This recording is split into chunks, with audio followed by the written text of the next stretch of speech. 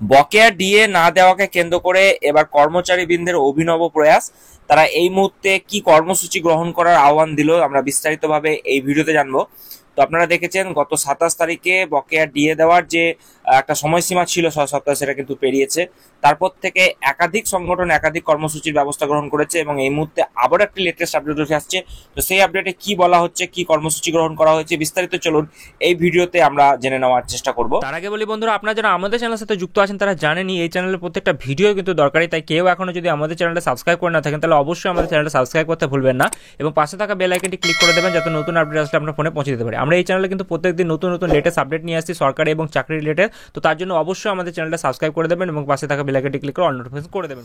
DA না পেয়ে ধর্মঘটের আগে পেন ডাউন কর্মসূচির ঘোষণা কোঅর্ডিনেশন কমিটির। সুপ্রিম কোর্টের নির্দেশ মেনে অবিলম্বে সরকারি কর্মচারীদের বকেয়া ডিএ মিটিয়ে দেওয়ার জন্য রাজ্যের কাছে দাবি জানিয়ে ধর্মঘট এবং পেন ডাউন কর্মসূচির সিদ্ধান্ত নিয়েছে রাজ্য কোঅর্ডিনেশন কমিটি।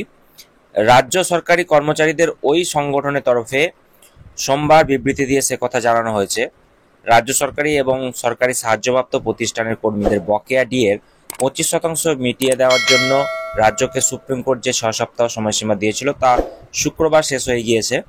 এরপর সুপ্রিম কোর্টে রাজ্য জানিয়েছে যে তাদের এখন আর্থিক সংকট আছে, তাই বকেয়া ডিএর 25% মেটানোর জন্য আরও সময় প্রয়োজন আছে। তো সুপ্রিম কোর্টের অন্তর্বর্তী নির্দেশ পুনর্বিবেচনার আর্জি জানিয়েছিল রাজ্য। এও জানিয়েছে যে তারা বকেয়া ডিএর 25% সরাসরি আদালতের তহবিলে জমা দিতে প্রস্তুত।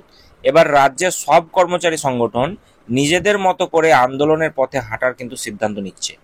কোনো কোনো সংগঠন আবার রাজ্যের মুখ্য সচিব মনোজ পন্তকে চিঠি লিখে জানিয়েছে আগামী 1 সপ্তাহের মধ্যে কোনো সিদ্ধান্ত না নিলে তারা আদালত অবমাননার। এরপর সুপ্রিম কোর্টে জানায়, তারপর থেকে যেটা দেখলাম যে তাদের এখন আর্থিক সংকট রয়েছে, তাই বকেয়া ডিএর 25% মেটানোর জন্য পুনর্বিবেচনার আর্জি জানিয়েছে রাজ্য। এও জানিয়েছে যে তারা বকেয়া ডিএর 25% সরাসরি রাজ্যের তহবিলে জমা দিতে প্রস্তুত। এবার রাজ্যের সব কর্মচারী সংগঠন নিজেদের মতো করে আন্দোলনের পথে হাঁটার সিদ্ধান্ত নিয়েছে। তো যেটা জানলাম আপনাদেরকে যে 1 সপ্তাহের মধ্যে সিদ্ধান্ত না নিলে তারা আদালত অবমাননা, মর্গ ভাতার রিলিফ প্রদানের যে রয়েছে সেটা কিন্তু তারা করবে। তার প্রতিবাদে আগামী 9 জুলাই ধর্মঘট হবে। এই ধর্মঘটের আগে আগামী 4 জুলাই 2 ঘন্টার জন্য পেন ডাউন কর্মসূচির বিষয়ে কিন্তু উল্লেখ করা আছে। ওই নির্দেশিকায় শুধু তাই নয়, ওই আন্দোলনের কর্মসূচিকে ঐক্যবদ্ধ করতে আগামী 1 জুলাই বিকেল, আজকে অর্থাৎ সেক্ষেত্রে 5টা নাগাদ কিন্তু একটা শহীদ মিনারে যৌথ মঞ্চ সংগ্রামী মঞ্চের আহ্বানে একটা যৌথ সংগঠন সাংবাদিক বৈঠকের আয়োজন করা হয়েছে এবং সেক্ষেত্রে কি আপডেট আসছে অবশ্যই জানাবো। তো 16ই মে সুপ্রিম কোর্ট আপনারা জানেন যে ডিএ সংক্রান্ত মামলায় নির্দেশ দিয়েছিল যে 2009 থেকে 19 সাল পর্যন্ত সমস্ত যে পরিমাণ ডিএ রাজ্য সরকার বাকি আছে তার 25% রাজ্যকে মিটিয়ে দিতে হবে 6 সপ্তাহের মধ্যে, এবং সেক্ষেত্রে সেই সময়সীমা 27 জুন শুক্রবার পেরিয়ে গেছে।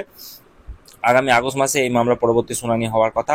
ডিএ মামলা শুনানিতে রাজ্য সরকার সুপ্রিম কোর্টকে জানিয়েছিল রাজ্য সরকারি কর্মচারীদের মোট বকেয়া ডিএর যে পরিমাণ 11,890 কোটি, যেটা বলেছে 18 লক্ষ টাকা। এছাড়া পেনশন প্রাপকদের সমস্ত মিটিয়ে আমরা কিন্তু একটা একটা অ্যামাউন্ট বলা হয়েছিল, সব মিলিয়ে অঙ্কটা 40,000 কোটি টাকা। তাই রাজ্য সরকার আইনজীবী অভিষেক মনু সিংভি দেশের সর্বোচ্চ আদালতে তারা জানিয়েছিল যে এত পরিমাণ টাকা দিতে গেলে সরকার দেউলিয়া হয়ে যাবে, এমন কথা বলছিল। কিন্তু যাই হোক 25% অর্থাৎ 10,000 কোটি টাকা মেটাতেই হবে।